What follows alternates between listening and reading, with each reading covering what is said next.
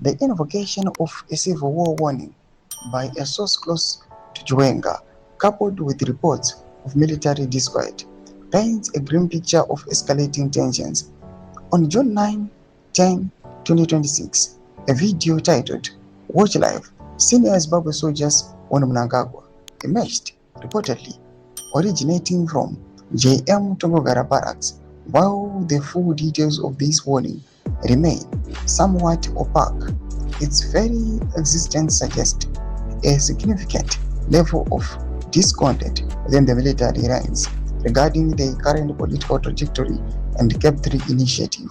Sarabina Mashkubla military tension and the spectra of intervention that was subscribed or like on the bill. But even a moment from since this is not the first time Chiwenga alluded to the potential for unrest if the country veers in the wrong direction.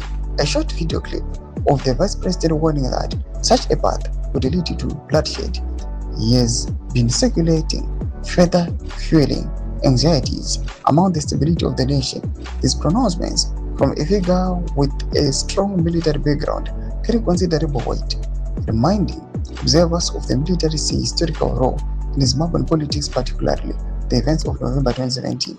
The 2017 military intervention, which led to the ousting of former President Robert Mugabe and the ascension of Mnangagwa, demonstrated the military's capacity to shape political outcomes. Chiwenga, then commander of the Zimbabwe Defense Forces, was at the forefront of the operation.